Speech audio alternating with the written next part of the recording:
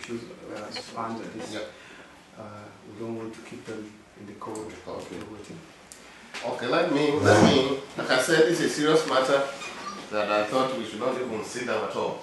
It is serious as it is, that the government of Nigeria is taking it serious as that. Particularly with the kidnap of these school children. Everybody is concerned about it, Mr. President is concerned. Let me start by thanking Nanka for the Solidarity March in Austria here. We also have some NGOs along with you in solidarity with the federal government of Nigeria. We also have even the international community here, because Vienna is an international community. You can see some of them in solidarity with you, calling on Boko Haram to stop what they are doing, and particularly to release the girls that have been kidnapped. I can assure you that the federal government is doing everything in its strength, in its power, to see that, to ensure that the girls are not only released, but they are safe and sound, released safe and sound to their parents. Law enforcement agencies could have stormed the place, but they're concerned about the life of these children. Sometimes they are used as shield, human shield, and that is why everything is taken to be cautious. All options are open by the federal government. They will do everything to ensure the safe return of these children. That is what is paramount in the heart of President Goodluck Jonathan, and that is what is paramount in the heart of every international community that have not only given us solidarity, but have even offered to assist us to rescue this girl. What is paramount is the safe return of these children, not only to their parents, but for them to be returned back to the schools where they were kidnapped. And that is the priority of the federal government.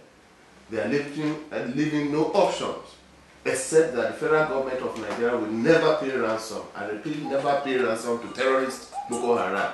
Two, Nigeria and government of Nigeria will never swap. We never agree to swap the children for terrorists that have been arrested, who are in the Nigerian custody. Those two things we will never do. The federal government will never do that. But they will do everything possible.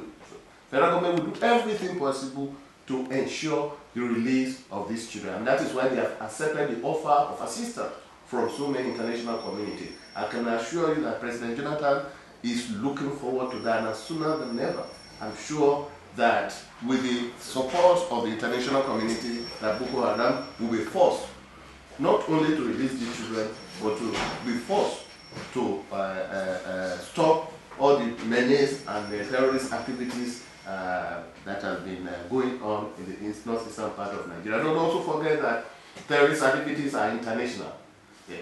Government alone cannot sort it out, and that is why the government of Nigeria has never missed up with that. It's a challenge, it's a new phenomenon, it's a challenge that we are facing, and that's why we have always called on the international community to assist us. Once again, I can assure you that this letter of protest and solidarity will be submitted through diplomatic channel to Mr. President, and I can assure you he will receive it. And like I told you, he's deeply concerned about it. He's looking forward to the release of these children very, very soon. So once again, I want to thank you, Nanka, for coming and for the solidarity support for the government and people of Nigeria over the incessant encoding by the Boko Haram people, as well as the kidnap of the school children. Thank you very much. Thank you, sir.